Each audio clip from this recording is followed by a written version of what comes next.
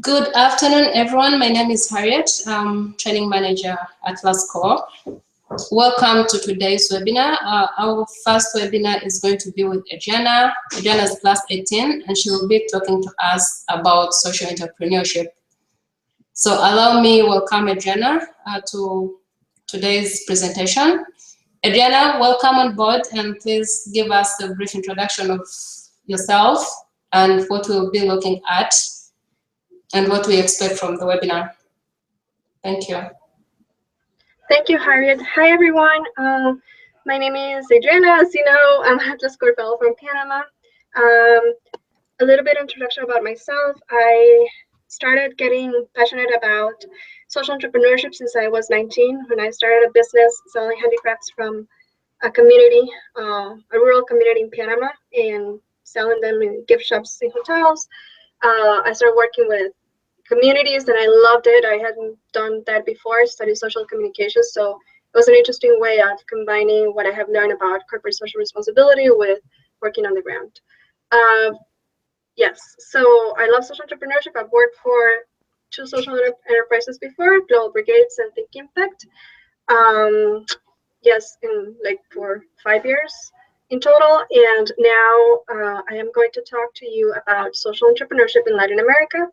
The idea is to give you some, basics. I know we already talked about it in GLL, so we're just gonna refresh, the basic concepts, and then we're gonna dig into understanding the context of the region, and then talking about examples of social entrepreneurs in Latin America.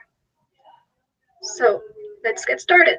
If you have any questions, you can send them through the webinar, or we're going to have a Q&A session at the end.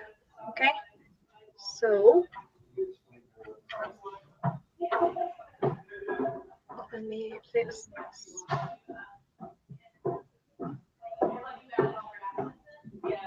Okay, what is a social enterprise? We are not going to talk about the history and all that because it's going to take a lot of time, but we're just going to review the basic concept. A social enterprise is pretty much an organization with a business structure, okay, which goal is to maximize social impact while earning enough money to make it sustainable. Yes, that's a simple way of putting it. I wrote a more complex definition given by Wikipedia, but at the end is an organization that has a sustainable structure. Yes, and the purpose is social, and yes, it has to earn money in the sense that it needs money in order to operate sustainably. There could be for-profit social enterprises, there could be non-profit social enterprises. When you earn the money, so the question is, what do you do with the money? Yes, if, for example, you always reinvest the money and don't take any single cent out of it, then it is a non-profit social enterprise. But if you always reinvest the money, but the board of the organization, or in this case it's a company or the social enterprise, get some of the earnings, then it is a for-profit. Okay, so a social enterprise can be for-profit or non-for-profit. There are different types of social enterprises. For example, the B Corp, which is the legal way that is structured here in the US. It depends on where, in which country you are establishing the social enterprise, that it will have a different name. So you can call it B Corps, you can call it social business. You have also heard about companies like Tom's that has this buy one, give one model. I mean, there are different varieties of social enterprises. But at the end, what is important is that the purpose is social. You want to maximize impact, and that it is sustainable. It has. That's why it has a business structure. That's why it's the enterprise concept part of it. And it could be a cooperative, it could be a mutual organization, or a charity organization. Again, it can be all invested in the organization, but the board gets a cut, and that is if it's for profit or non for profit. Okay, so social entrepreneurship in the world. There are different social entrepreneurs in the world. There are different social enterprises in the world. But let's understand first the context. Yes, let's talk about the regions and kind of like do an analysis comparing the regions where we come from. Since most of the Atlas Core fellows come from the Africa and Asia region, I kind of like identify some commonalities that we have with the Latin American region. So most of these countries where we are setting up social enterprises, we are developing countries. One of the characteristics also is that we have, well, in general, many countries have a lot of history, but the reality is that in the present, some countries do focus on the history and some don't in order to move forward, and that could also be challenging. I think I'm not gonna get stuck into that, but it's just that sometimes when you like try to dig into, yeah, I'm gonna get stuck, so I'm not gonna talk about that. So anyways, never mind. So natural resources versus technology, we get, we have a lot of natural resources and we focus our energy in natural resources. Okay, so same is with history. Sometimes we focus way too much thinking about the past and not necessarily thinking about the future. And that's one of the challenges that our regions have. Okay, that's what I meant with history. So an opportunity is also to invest in innovation. That's also something that we need to do in order to move forward and be able to maximize the impact through the social enterprises.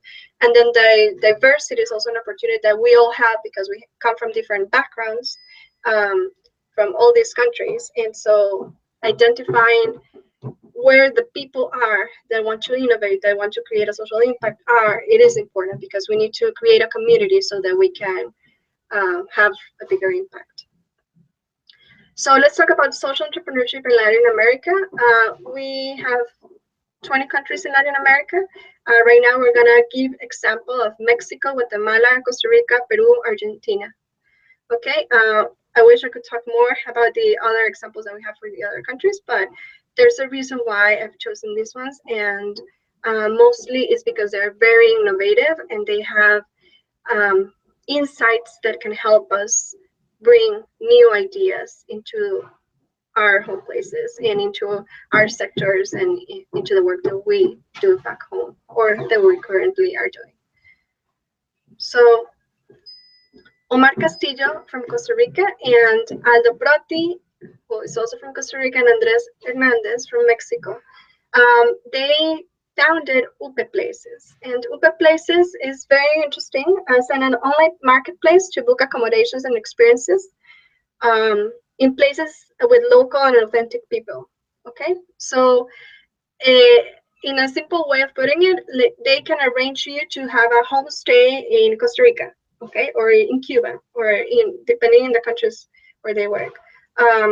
So how they do is that they coordinate with the community, with the families, so that everything is set up for when the tourist comes. So they're kind of the intermediary between the tourist that is abroad and the local person in the community. And the local, like the family, earns some of the percentage of what UPE charges for the fee of doing the homestay experience. So that's a very interesting approach.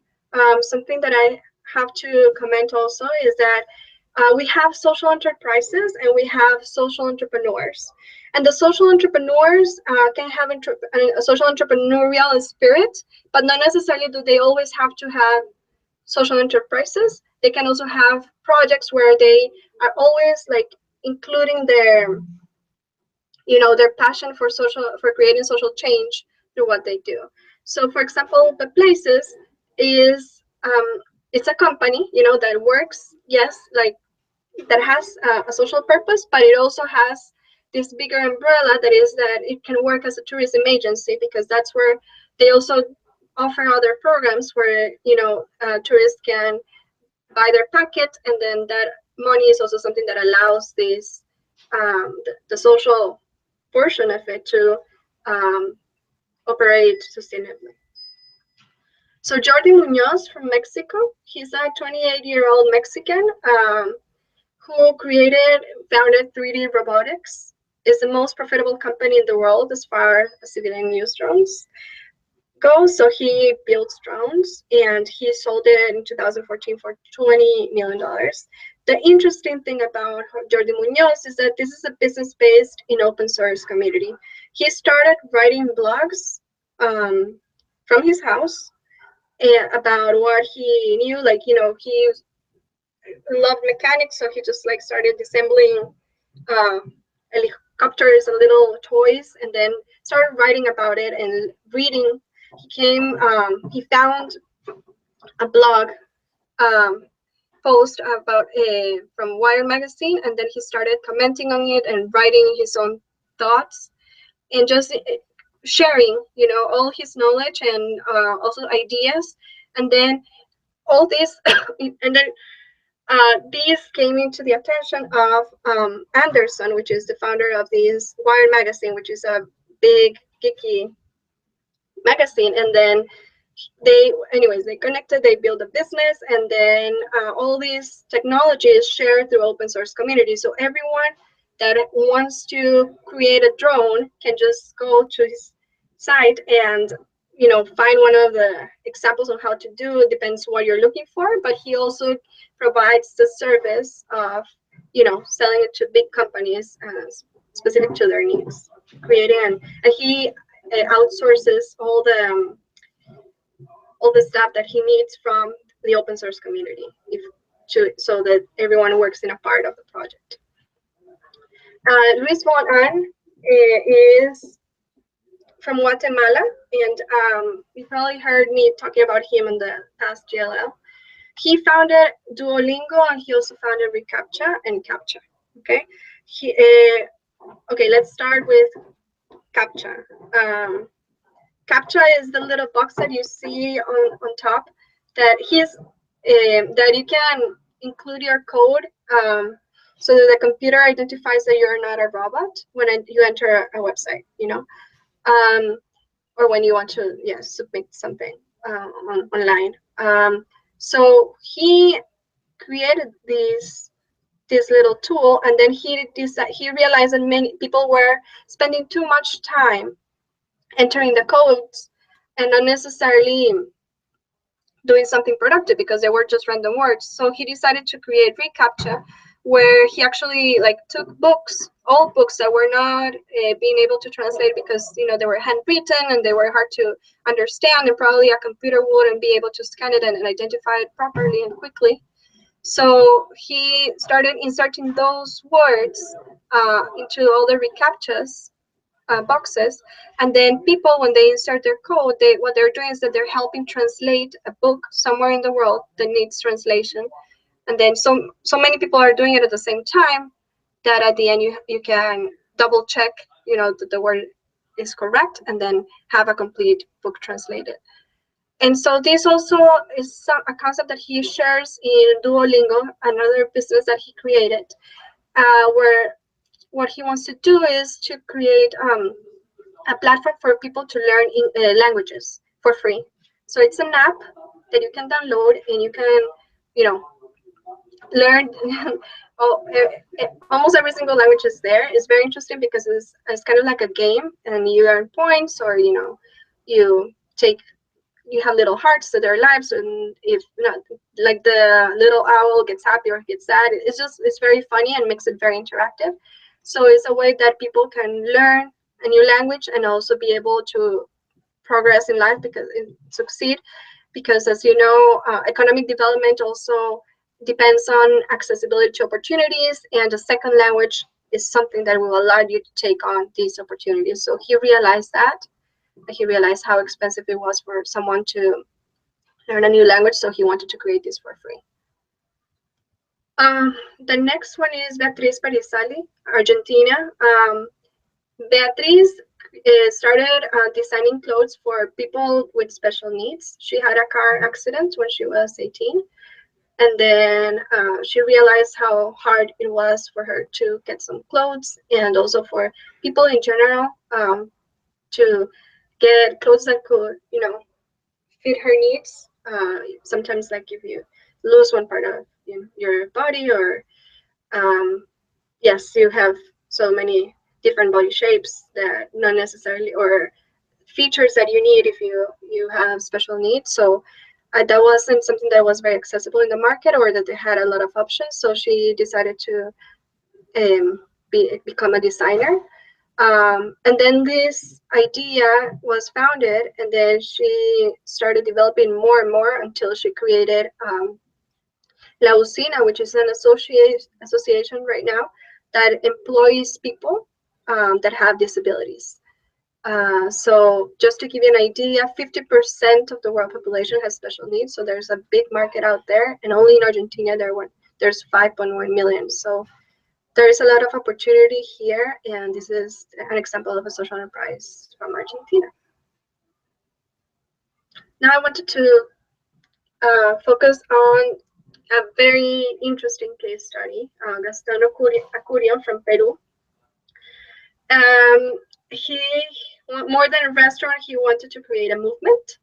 And when I say this, it's because his story is very, very interesting.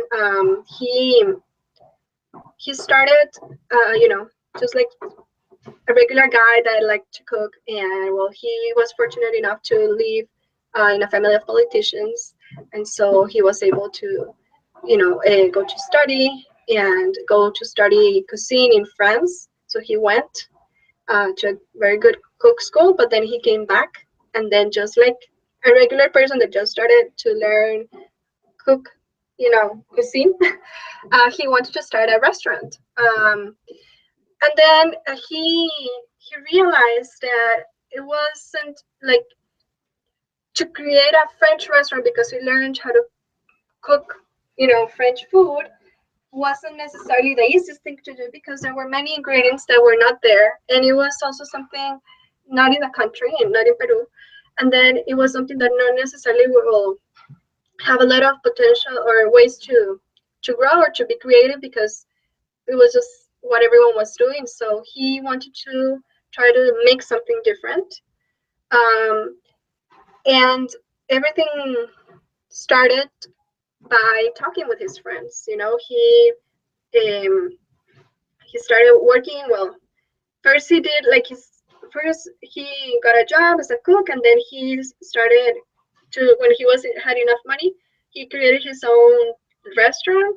It was French food first, and then he started talking with his friends and realizing how much more that could be done, and how, in terms of taking advantage of the ingredients that were in the country. He had also, because of his restaurant, he was doing a good job at his restaurant, and because he had made friends that were also cooks and that had some, experience in the field, and that had talent. Just people of the media were talking with them, and they were getting exposure, and so they realized that there has to be a way to engage more in the food industry, so they decided to create fairs, La Mistura Fair, for example, to engage stakeholders, and then started to also share recipes, which was something that is very important. Not necessarily do they want it to be exclusive and have that recipe be a secret for the restaurant, but on the contrary, they wanted to share recipes and all the ways that you could use Peruvian ingredients to create something special, a special dish, bring some new flavors. So little by little, with all this dialogue going on, and with this Mistura Fair, that was a fair that was created so that to showcase all the different types of food that were developed in Peru, but also to invite the producers to have a spot, and so that they could interact with owners of restaurants, that they could interact with potential clients, that they could interact with distributors. So the Mistura Fair became a platform, and also it provided them the opportunity to compete, for the best ingredients. So this was something that will little by little started shaping what the food industry in Peru will be like, and what that brand will be like. That was something that was important for them. They decided to create, like the friends of Gaston and him decided to create an association called Apega, and the mission was to promote Peru, the Peru brand, as a culinary spot to come in the world. And they focused on this, and they realized, it is important that it's not only about my restaurant, but it's about the country, and how can we convince people that this is the best food in the world, that is a very special type of food, and that the ingredients that you find here are unique and can be used in so many different ways that you have never experienced before. So to support that, he founded the Pachacutec Cooking School in 2007. And well, he's an example of someone that is social entrepreneurial, that not necessarily is this a social enterprise, but himself, he is a social entrepreneur. So sometimes that also has a lot of value, because it can create a lot of impact. At the end, what is important is that the spirit and the passion for social entrepreneurship is there, and that you can take advantage of every single opportunity that you have in order to promote that social impact or make that social impact happen. So to give you ideas of the results that he had, well, he now has 34 restaurants in 11 countries. One of his restaurants is number 14 in the list of the top 50 restaurants in the world. His top 20 most influential cooks in the world. But more importantly, more than his fame, is the fame that he has been able to give to Peru.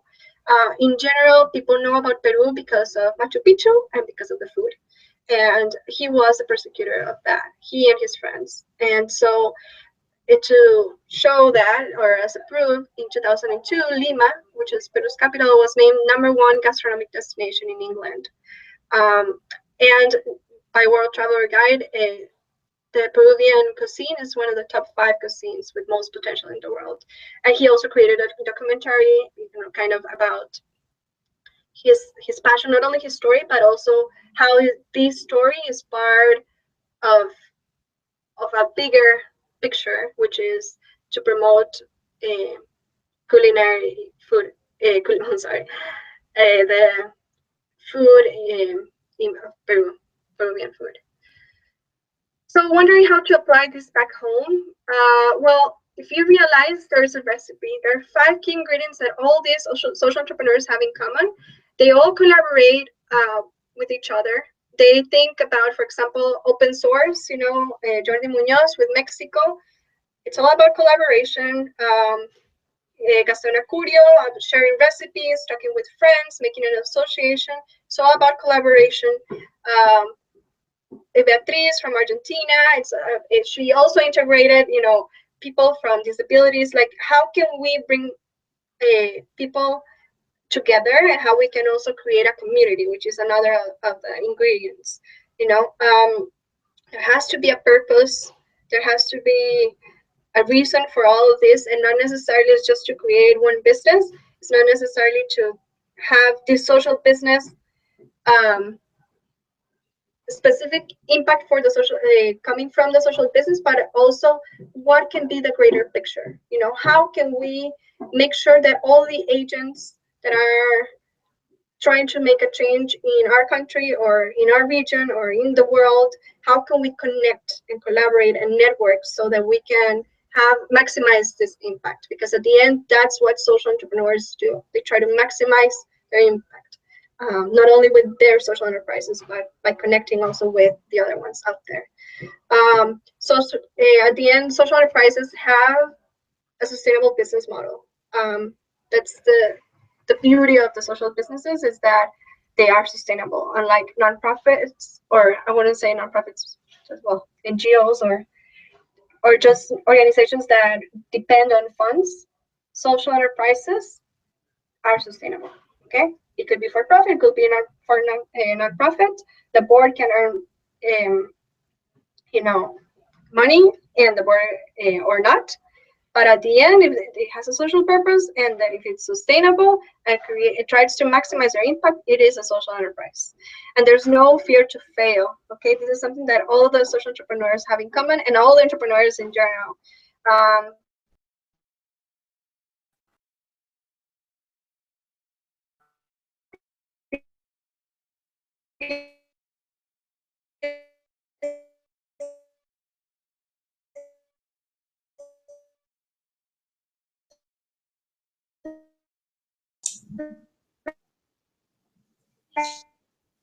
Hello, Adriana. Yeah, your sound seems to be breaking, but if you could try wrapping up right now, and let's see if we have any questions that are popping in. Okay. Yes. So these are just ideas. So most of the information I got from Andres Oppenheimer book, that Crear o Morir, which is a book about social entrepreneurship in Latin America. I recommend you also reading the Mohamed Yunus Social Business, Building Social Business book. I recommend visiting a Reasonable Institute, which is an incubator for social entrepreneurs. Pecha Kucha and Fuck Up Nights and TED Talks are all platforms to watch presentations about people with great ideas, innovative ideas. And Fuck Up Nights, I know it's probably the first time you hear about it, is kind of like a tech talk, but specifically to talk about failures and how people have in their businesses, how they have overcome them and improved. So these are some of the links, some of the places. Red UNES is a network of universities in Latin America that promotes social entrepreneurship. And yes, so if you want to take a look at them, you can just take the name and Google it, and it will show up, because all of them have they'll show up as the first option when you Google them. So thank you so much for your time. And if you have any questions, now I can take them.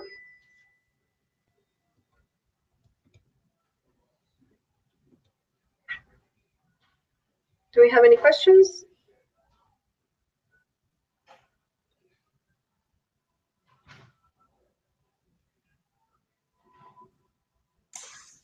Seems like we do not have any questions.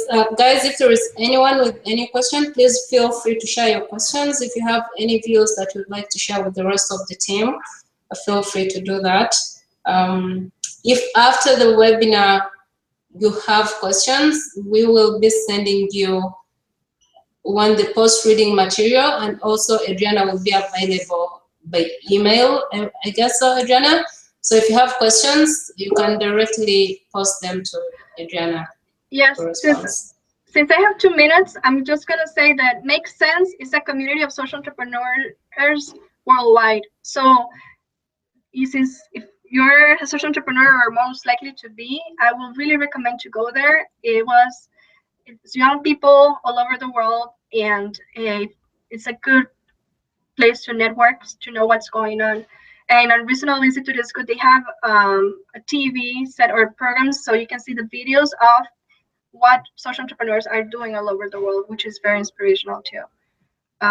So yes, anyways, if you have any questions, feel free to email me, and thank you for your time. Thank you so much, Adriana, and to the rest of you, have a good day, and we'll get to hear from your views and comments. Thank you. Bye-bye.